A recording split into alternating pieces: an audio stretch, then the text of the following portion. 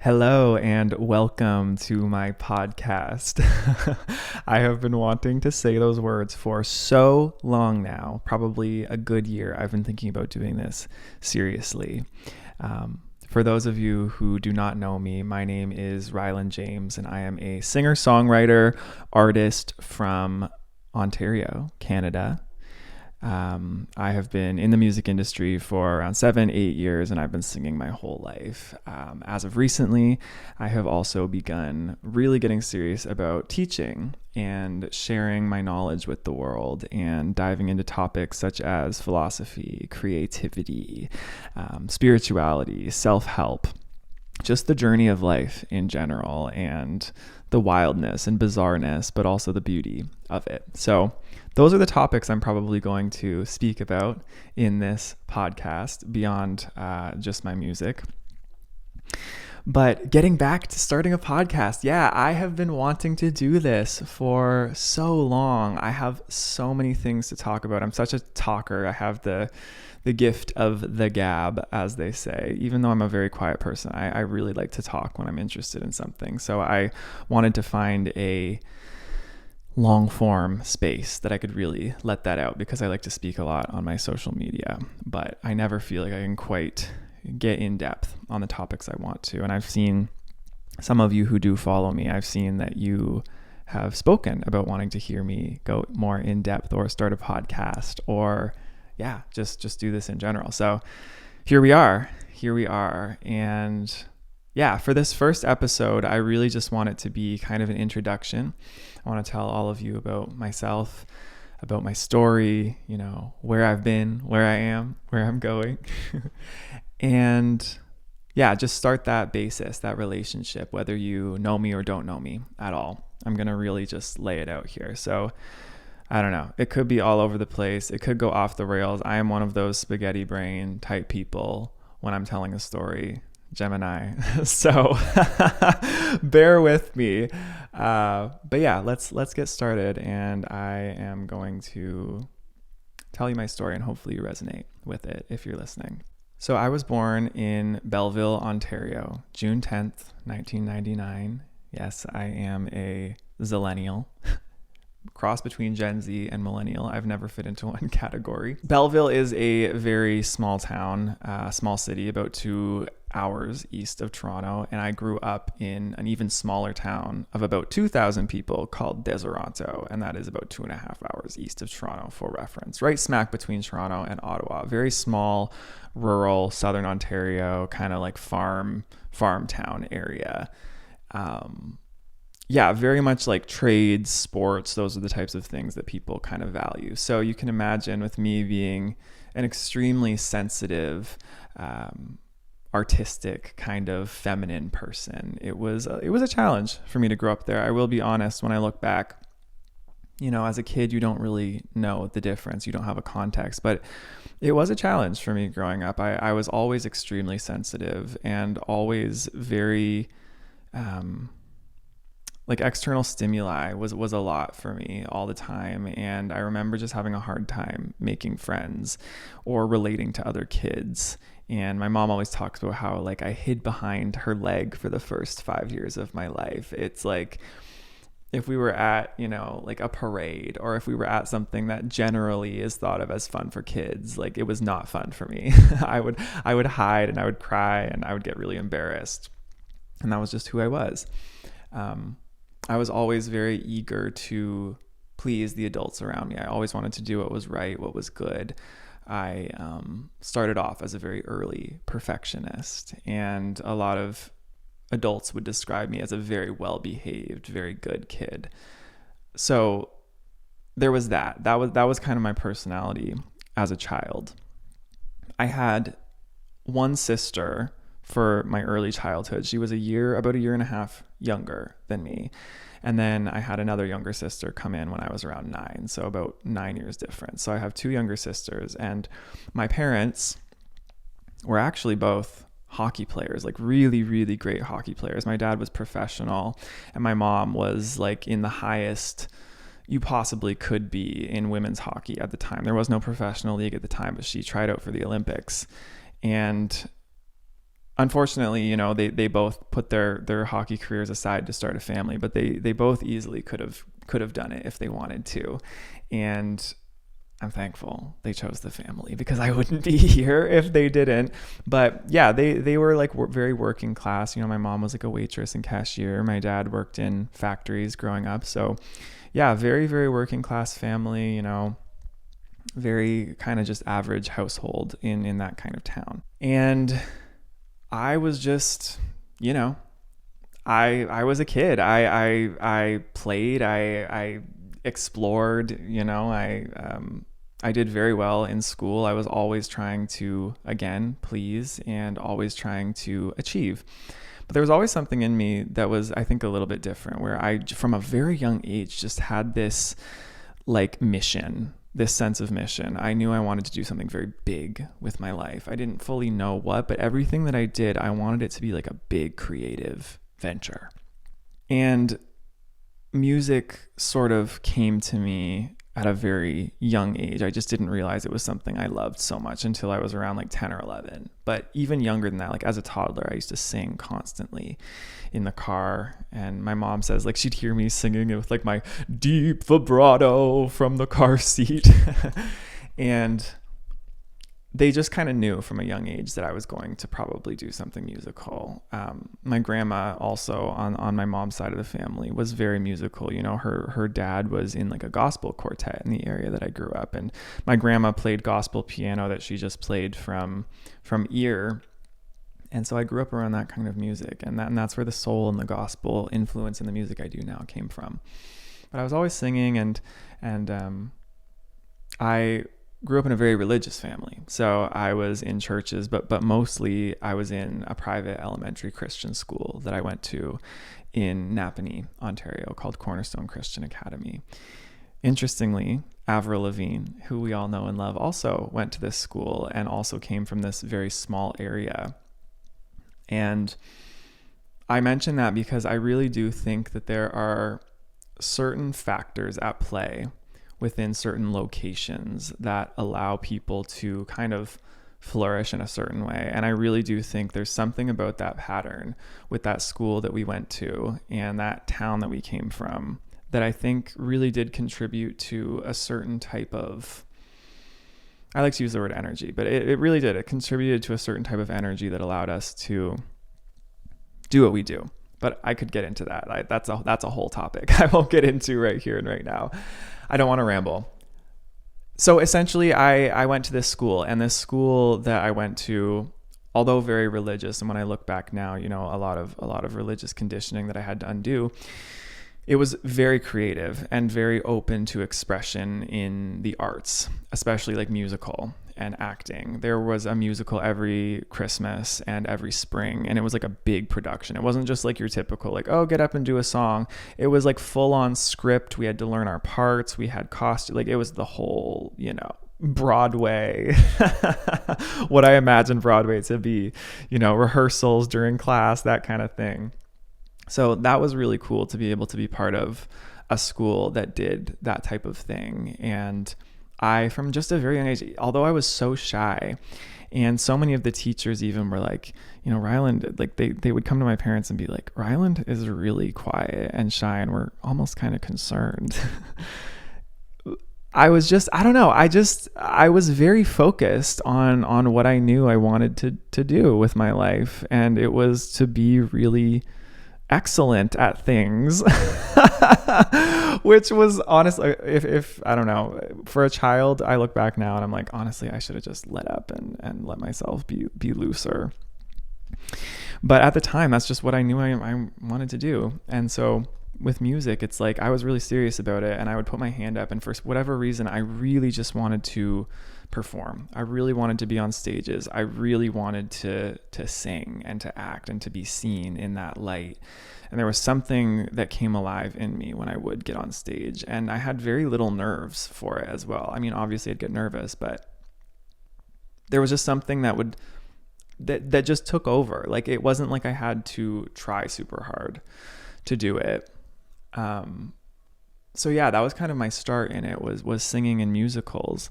And then when I was around 10, there was I believe his name is Shaheen Jaffer-Goli, performed Who's Lovin' You on Britain's Got Talent. And he was 12, so a couple years older than me at the time. And he just really inspired me. And my grandma and my mom, for whatever reason at that time, said to me, you know, Ryland, I think you could sing that song. I think you could do it. And at that point, you know, I'd been through the whole High School Musical, Hannah Montana. I loved all the music. I was singing all the time. But this song had just a certain soul to it. And I don't know, belted it out one day. And my grandma and mom were kind of surprised because it was different from what I had sung previously. It was almost like an awakening of something within me. And yeah, I just belted it out. And I can't even fully remember all the details, but we went to like recording it and filming it on camera, because I think YouTube was a big thing around that time. And I started wanting to post YouTube videos because Justin Bieber had been discovered doing YouTube at the time, and I really wanted to start doing this as well. I think my first YouTube video was me singing "Oh Canada" at a hockey game in Deserano, because my dad coached the hockey team there at the time.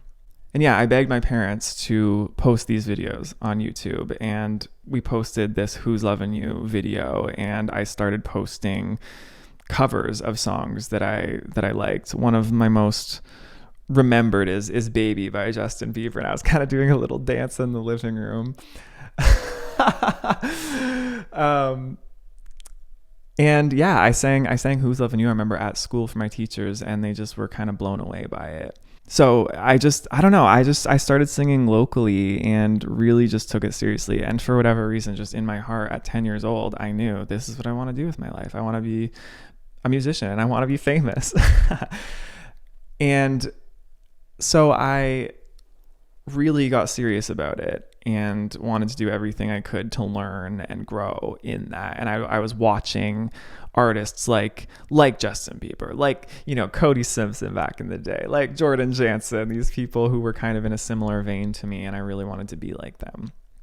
On the flip side of this, while I was feeling really excited about performing and being this star, I was facing a lot of backlash at school for it, because I had to transfer from the Christian school I went to a public school. And the public school I went to was very, just whatever my class, my year was, they were just very rowdy kids, very immature kids who, were just that age where bullying happens. And they'd always say like, oh, you sound like a girl, you know, and I wore like skinny jeans. They'd always call me gay and this and that, as if it was like a bad thing. And being very religious, you know, I was very like, no, I'm not gay. Like, I'm not a girl. I'm a guy, and I'm straight. And, you know, I just took that very to heart. Yeah. I think there was a lot of discouragement that I faced from an early age, and a lot of blockage I faced towards following this dream of mine. But again, like I said, there was always something in me from a young age that cared more about this dream of mine than I did about being approved of by other people. Like, even from a young age, I just had this thing where I was like, okay, and I don't care. Like, I kind of almost like being this different person that has this talent. And that was the thing that kind of shaped who I was as a kid. So yeah, I don't know. There was always this feeling I had growing up of having to like compete to survive, and having to really just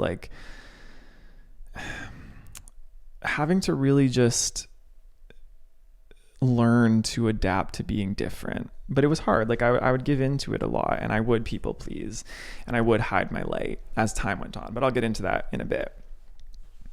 Fast forward a little bit, I did some singing competitions. I won like a competition for singing at the Rogers Cup, which is the tennis championship in Toronto, in like 2010 when I was 11. I auditioned for Canada's Got Talent. Didn't get into that, but it was a really great experience. Then things really started to change for me as an artist, as a musical kid, when I auditioned for The Next Star, which was a show on YTV.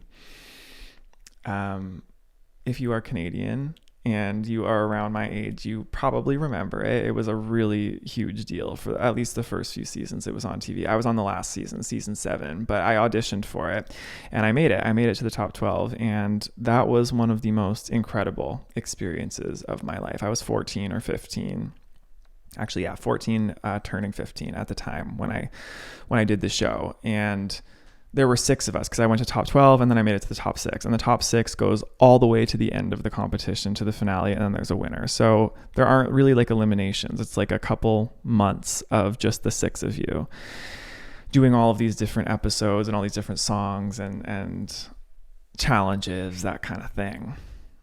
It was really amazing because I got to see what it was like on a real TV set and what some of the real music industry could be like. And this is 2014, mind you, so a very different time from now. But yeah, it was the first time that I felt like I really was surrounded by people who were like me. It was the first time I felt like I could fully be myself, fully be open, fully be true to who I was at the time. And because I was very feminine, very flamboyant, very just like wild. My personality was wild, and that wasn't really accepted in the small town I was from, and even in my family and at my school. It was considered like that flamboyant, feminine thing was considered like a sign of being gay or a sign of being like something bad or having like a demon, you know, that kind of thing. So I had to hide that a lot and repress that a lot. But when I'd be around certain people that I felt safe with, it would come out and it would be free. And that was what it was like for me being on The Next Star. So I spent those few months with those people, with those kids that really changed me and really helped me to grow. And, you know, I look back now and there are, of course, again, things I could criticize about it. And there was a lot of pressure put on us as well as kids. But for the most part, it was very needed in my evolution and my growth. And it was just such a fun time. Yeah, it was really hard to finish that because right after it was done, it's just done. There's nothing more for you after that show is over. There are no more... There's just really no more opportunities that come from it. It's like you might get a casting agent interested in you in another kids show, which kind of did happen. But if you don't make it onto that, there's just nothing for you. You go back home and you're just a regular teenager again. So that's what happened to me after being on The Next Star. And it had happened in the summer between grade 9 and 10. So this is also an interesting thing because it's that age where you're a teenager and you're in high school, but you're on a show that's made for kids and you're some of the oldest kids on the show. Like 15 was the maximum age for the show. So we were on with like 12-year-olds and things like that. So the people at high school can kind of see it as childish. When I came back, I was really proud of myself for what I had achieved. I was really excited about this new life I felt like I had. Like I finally felt like I'd found my thing. And when I went back to high school in Napanee, I was trying to share my experience with my friends and with people who I thought would be happy for me and happy with me. But it quickly turned into this thing where these people I thought I was friends with really turned on me and started calling me like an a-hole and a jerk and started saying I'd really changed and that like the show's over, get over it kind of thing. And I think they just felt very, and this is human nature. I don't necessarily, I've forgiven this now, but it's something I have always struggled with overcoming and healing is there just is like a difference in perspective, especially at that age. Like I don't blame those people for feeling that sort of, those sort of emotions towards me for being, I probably did come across as bragging when I came back, but so to me, I was feeling really excited and I just wanted to shine that sort of light. And what I wanted really was just that validation. I wanted that validation and that respect I'd been looking for so long for what I did and to finally feel like I belonged.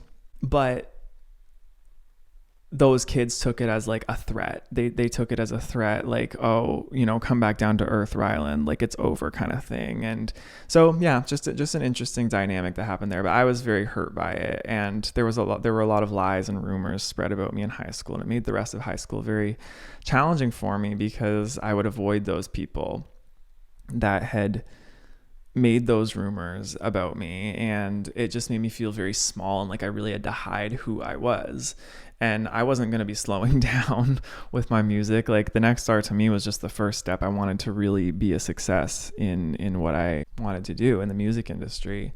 Yeah, I struggled a lot. I'll just say that. And I think my high school experience became very marred by this idea that people wouldn't like me because of what I did. It felt like I couldn't do both. It felt like I either had to make myself smaller for people to like me, or I had to just have no friends but continue with the music thing. And so that's what I chose. I chose the latter. I chose, okay, I'm not going to have friends and I'm just going to continue to push forward with this music thing. I don't think those were actually the black and white options looking back, but in my mind, that's how I coped with the situation. Was I turned inward and really contracted and just buried my head in the music. So, outside of school, I was learning how to play guitar and piano, learning how to accompany myself, learning how to write a little bit, posting on Instagram and Vine and whatever other social medias I could at the time, and building an audience. Like, I almost had this like revenge fantasy. If I'm honest, I had this revenge fantasy that I would like become successful and I would prove everybody at home wrong, that I could do this thing and be seen and be like, really what I was searching for was love. I was looking for love and belonging. And I thought that I had to do it through this career. And because it was the only thing that I felt sure of in myself. The only thing I truly felt sure of was that I could sing well. And I knew I was a great singer. But that was the only thing I felt I had. I didn't really believe I was like a good person deep down. I didn't really believe that that was my biggest fear, was of just being a bad person. And yeah, I don't know. It's so interesting thinking back on it now, because it's hard to explain it to an audience, but this was my internal world. It was just this idea that one day everything would be perfect when I graduated high school and got away from this small town. And literally, like, think of that song Breakaway, like by Kelly Clarkson, written by Avril Lavigne. Again, same town, same school, same situation almost, where it's just like I want to get out of here and I want to go live my life and be free. And that was the vibe. So yeah, fast forwarding a little bit, I did grow quite an audience online. And it's funny, I was going to actually make a separate video about my journey in the music industry, but this is turning into that. So much of my life has really been defined by being a musician, an artist. So fast forward a little bit, a few years towards the end of high school, I was really on a roll online with my social media audience. I had amassed like 20,000 followers on Instagram. I was posting covers all the time. I was learning my instruments. I was just really, really in it. And whatever the thing was at the time that was the formula for success, like I was following it and I was going to do it regardless of anything.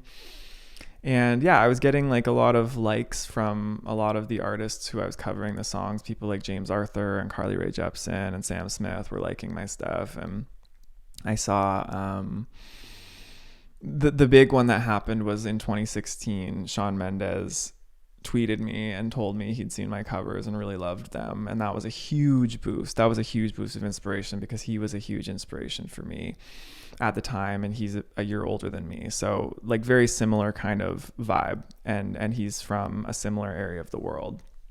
So yeah, that was a very cool moment, and I remember it being like a boost, like, okay, things are happening, things are moving for me, like things can happen here for me too. And I don't know, it was really interesting. In early 2016, I just like was driving, I remember in Toronto to, I think it was one of my mom's hockey games or something. And I remember just having this vision in my head, and it was like I want to be in this music industry so badly, and I want to be an artist of my own, and I want to get beyond just being a YouTube cover artist, and like I want to get into it. Like I want to have the managers and the labels and all that stuff. And I the people that came to the top of my head were Shawn Mendes, who was a big deal at the time, and I had just discovered Alessia Cara and her music. So these two people who were from the Toronto area and who were both pop artists, young pop artists around my age, I was like, how did they do it? Like, I want to be in that league. Like, I want to be like them. And yeah, just early 2016, I had that inkling, and I started thinking like, okay, who are these people with? And around June that year, I think, I went to the MMVAs, an award show downtown Toronto, and Alessia was performing. Alessia and Shawn were both performing, but I really wanted to see Alessia because I hadn't seen her live yet. I had met Shawn at the Next Star because he performed at our finale back in 2014, but I hadn't met Alessia or seen her, and I really wanted to. So we go to the MMVAs, and I've told this story a bunch of times too, but it was Father's Day. So my mom had been very hesitant to take us, but I begged her, I want to go see this. I want to go see the MMVA. So she did. We got there, we were a little bit late, and the crowds were just like filling the street. Like you couldn't see anything. And I was really disappointed because I knew Alessia was going to be on soon. So we're searching for a place to go. And there was still like a street sidewalk open, but they had these big like walls up to block the view of the stage. So we're like on this sidewalk, and we're looking in all the shops because we can see people on the rooftops of the shops watching across the street. And we found this shop, and my mom waved in at this guy, and he kind of came to the door sheepishly, and he opened it, and she was like, is there any way we can get on your rooftop? And he kind of was like, okay, yeah, if you pay me like $20 each, I can take you up. So we paid him, and he took us up this like really rickety ladder up the side of a building. Extreme physical hazard, extreme like insurance no. But we did it, and so we climbed up to the top of this building, and we went to the edge, and I think Alessia had already performed, but when I got up there, I saw Alessia accepting her award, and she mentioned in her speech, I want to thank my team at 21 Entertainment, and like Universal and whoever else she was with at the time, and like I want to thank 21 Entertainment, and thank you. I never lived the same day twice. Thank you. Yeah. And I remember thinking in my head, okay, I've heard this name in the industry a couple times now, 21 Entertainment. Who are they? How do I get in contact with them? So I think I like looked it up but didn't think much of it. Anyway, leave the MMVAs, had a great night.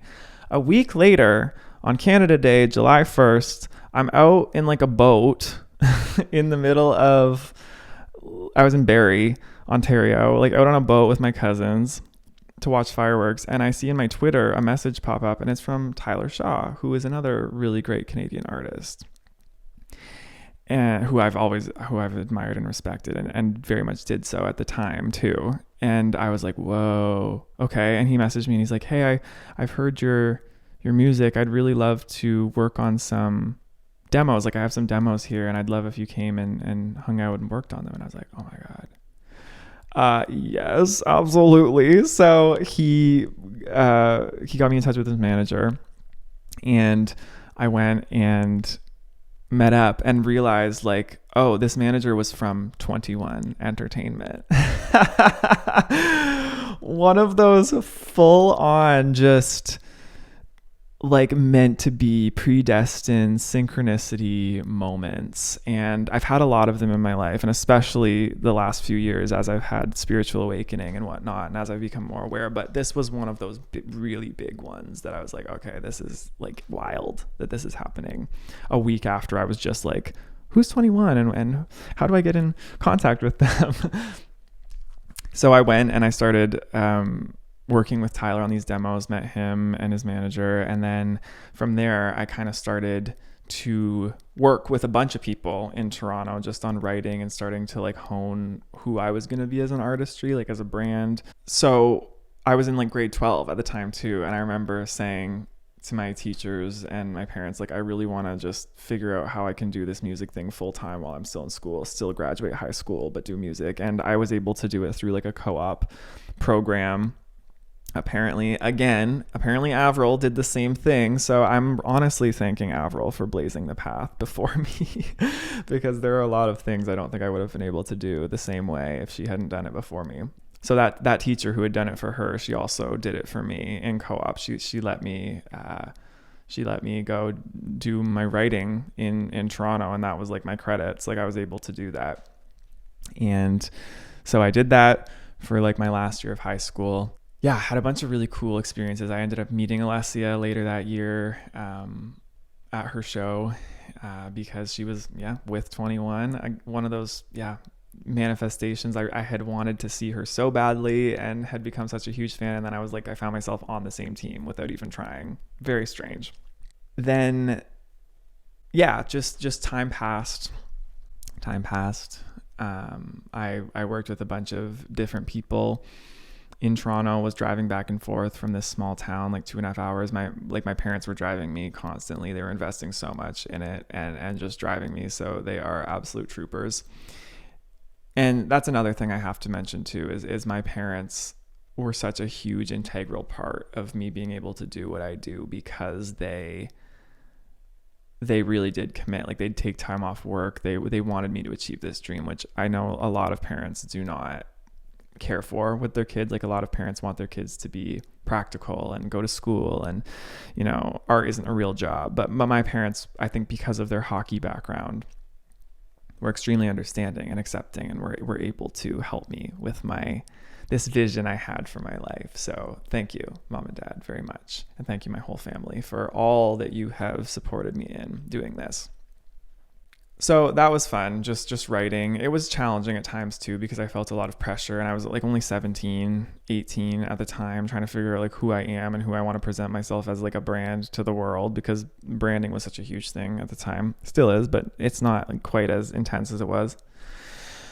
And so a lot changed in that time. I started just full on being, in the music industry, meeting people, seeing how it worked, being with like management, I signed with like Universal Music Group. Not long after I got with my management there at 21, I signed with them, Universal Music Canada, and started to work within the major label system. I got to release a couple songs. Good to You, Say Goodbye were the first songs that I released. So many things happened within the actual music itself. I got to meet a whole bunch of really cool people I'd always wanted to meet. I got to perform a bunch of places I always wanted to perform. I got to like tour with like people like Tyler Shaw and Scott Hellman, who are some great Canadian artists. I got to meet like Jesse Reyes and Daniel Caesar, working on a Roots campaign with them.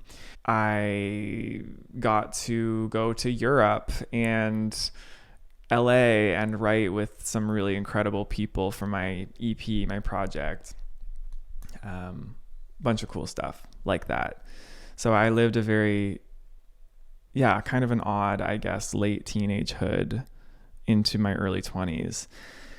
Fast forward a little bit to 2019, because 2019 was probably the most eventful year in my career, where I got to tour with Alessia, and I toured with her in Canada and the US. That was an incredible time. She is the sweetest person ever. She's exactly what you think she is how she is. She's so cool and like not a bad bone in her body. But in my personal life, I was struggling a lot at the time, and I don't think a lot of people around knew that. I had found myself feeling strangely just like depressed, and I didn't know why. And I think it was because something in me was calling me to change, and I wasn't listening to that call, or I wasn't understanding that call. There was a huge part of me that just didn't feel like things were right. I wasn't excited about doing things anymore. I wasn't really excited because, and I look back now and I realize it's because so much of the motivation I had for being in the industry and for doing what I did had to do with like getting success and being seen and proving people wrong and like getting my revenge. Although I loved doing what I did, that was kind of the underlying motivation. That was the main thing. It was this this shadow that I had inside me that wanted to just, be seen, just because of, certain traumas and certain coping mechanisms that I had learned from being a young person, and within the family line I'm in, within the religion and the town and the society I grew up in. There was a lot of that. I didn't feel seen for who I was. I didn't feel like I belonged. And so I felt like I had to find that within my artistry and within being seen by the world. The thing with fame and the thing with popularity and the thing with success is that as you become more successful or famous on the outside, the pressure inside builds to be authentic. And I was not being authentic. The brand that I had for myself and that had come from the people I was working with was this very like straight, classy, soulful man. And it just wasn't me. And I didn't even know who I was at the time because I was never given that opportunity. Again, I grew up extremely religious, and I learned that, being flamboyant, being feminine, being gay was very wrong. It was very sinful. It was against God. And I was still religious at this time. So there was a lot of fear and blockage and limitation around that, around my self-concept. And I was trying to force something and get to a place in the future that I thought I would be able to like finally be okay. Like, okay, if I get this level of success, if I get this level of money, if I get this level of thing, then I'll be fine. It'll be good. And then I'll be happy. But the thing is, the more that was coming to me, the more unhappy I was getting and the darker my life started to feel. So 2019 was, that was a tough year for me. Although on the outside it was very good, on the inside, not good. I was extremely depressed. I was using substance like alcohol and weed just constantly to try to suppress the issues, suppress the problems. My creative process was not really even a creative process. It's like I would do just what I had to, the bare minimum, to get by, to continue maintaining this external image, but I wasn't really feeling like inspired. I wasn't feeling like I wanted to do anything. I just, if anything, it was like, I feel like it was like my late teenage rebellion phase that I never got because I was such a good kid, and because I had been goody two shoes for so long and such a people pleaser. It was like all this was bubbling up, and all of this self that I had been denying to be something for others was finally just like really bubbling up and becoming an issue.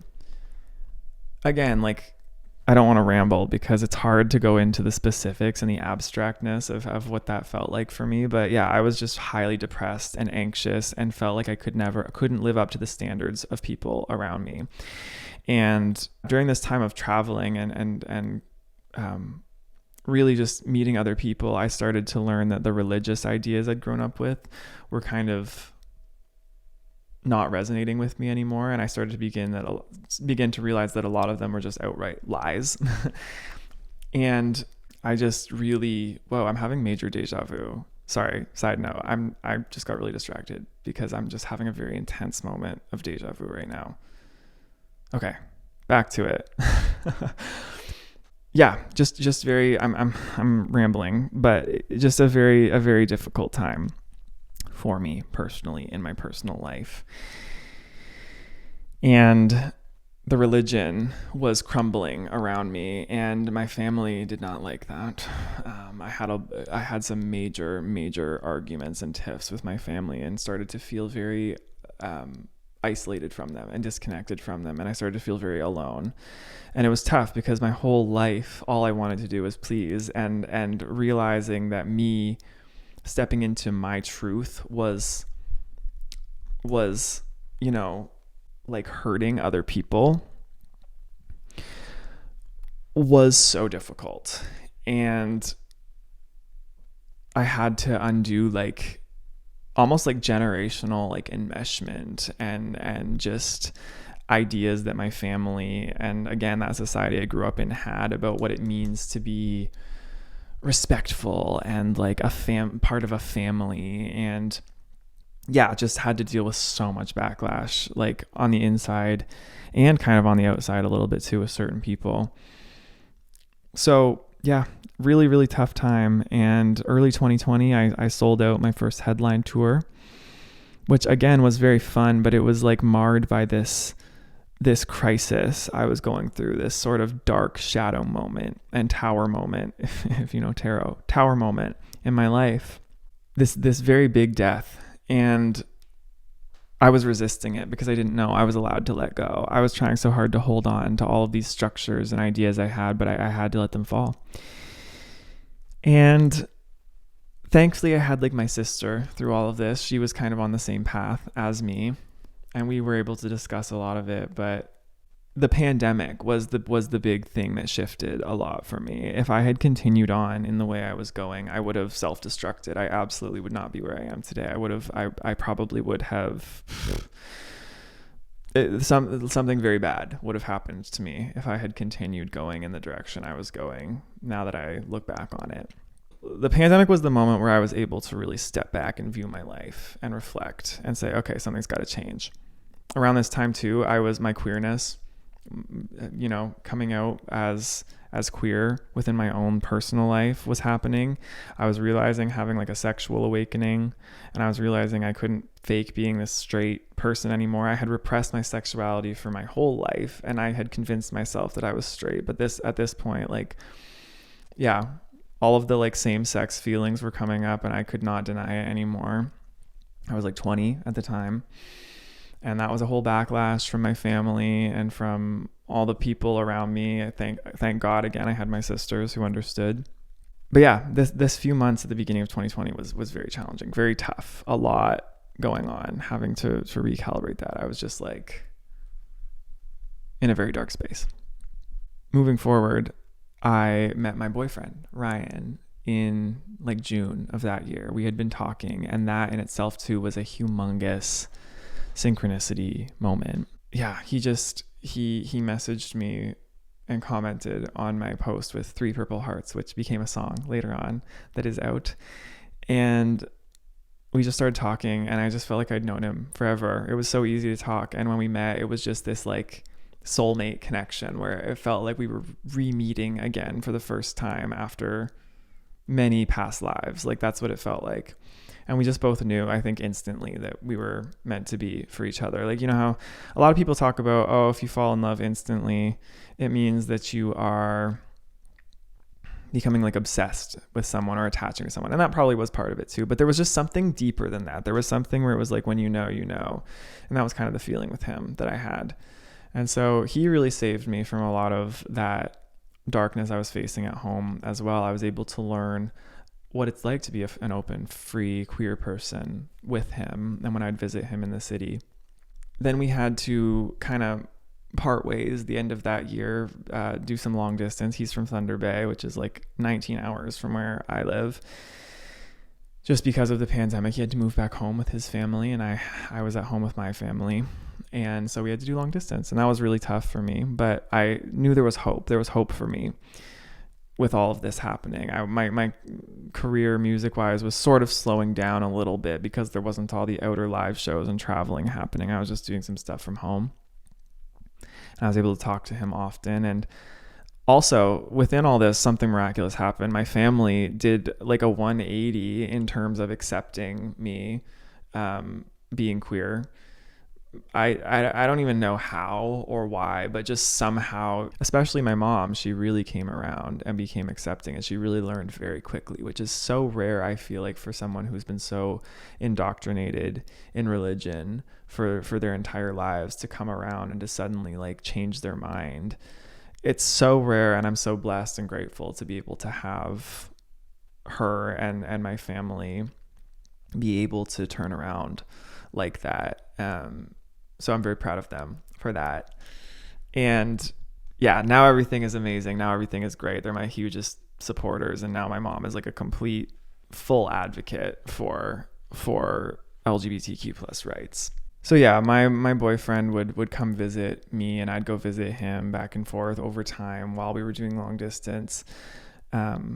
But yeah, as I was with him, and as I was starting to kind of personally and within my own little bubble kind of come out of that shell a little bit of that fear and that repression, I started to feel like, okay, I kind of owe it to the world, and I feel like I want to be open to the world about my sexuality. And so February 2021, I think, I really opened up and came out. And it was just like a very, very, I don't know, almost impulsive decision, but I wrote out this big long thing, posted it on my Instagram, and that was a whole thing. I did not realize it would go in the media the way that it did, and I did not realize it would be as big of a thing as it was, because to me, I was like, okay guys, yeah, I'm queer. You guys could probably kind of tell all along. But yeah, that's that. And yeah, so that was very freeing for me. It was still very scary to go out in public, and especially having people know, and also not having done the full internal like processing work of all this years long conditioning. Like I still hadn't fully done it, but I was ready to come out and to start that process. So I did. I came out, and that was just a huge moment in my life, like one of the biggest days of my life, because after that I just felt so free for many, many, many months. After that, I felt lighter than I'd ever felt, and I felt like there was such a hope in life. And there were a few great things that happened in my career at that moment in time. Like I got nominated for a couple Junos in Canada, and I released some of the most personal music I've ever released. But to me, it was like those things were kind of almost overshadowed in a good way by just this relationship I was in, and me just having this space and time to finally like be myself, to let this inner child out that had never been allowed to be out. And that in itself was just a beautiful experience. Around this time, I also had a spiritual awakening. I'll get into that in a different episode, because that's just a whole deep dive we could go into. But it really just changed my view on reality. And through it, I've faced a lot of things within myself, a lot of those beliefs and limitations and ideas I had about life. I've had to go in and really discuss with myself, like, why do you do the things you do? What is motivating you? What really matters in life? Like, what matters the most? And it's an uncomfortable process, because for my whole life, I'd been just on this autopilot of what my ego wanted me to do. But actually being able to step up and say, like, oh, wait, maybe that's not right. Like, maybe there's something greater to this. It's a whole process. And we'll get into that later, another episode. But yeah, just it's a lot. And it changed the whole trajectory, of my course musically and as an artist. Like, I am not the same person that I was before that. And when I look back on that person, I'm like, that was just a completely different being. Like, I'm a different being than I was even just a few years ago after this awakening and this growth. But yeah, moving beyond that, these last few years have been much quieter for me than they were before the pandemic. And I think that's similar for a lot of people, but I've been spending a lot of time with myself. On the outside, doesn't look super eventful always, but on the inside, it's like I've been doing so much self-work, self-growth, self-transformation, and it just feels like there's so much information and knowledge within me that I didn't have before. And the way I move through my day now, it's simpler, but it's like more exciting, and it feels bigger than if I had a whole bunch of stuff happening around me. It's like in that simplicity and in that silence, I've found me, and I've found my center, and I find that with that center, I can do anything, which was not something I ever felt before. And I find myself not needing that success, not needing all of that, those ideas I had before. I find myself able to now come from a place of true self-esteem versus that need for external validation that I had. But again, that's all a healing journey, and I can speak on that later on if you guys are interested in that. Yeah, I naturally kind of feel myself wrapping up this story now.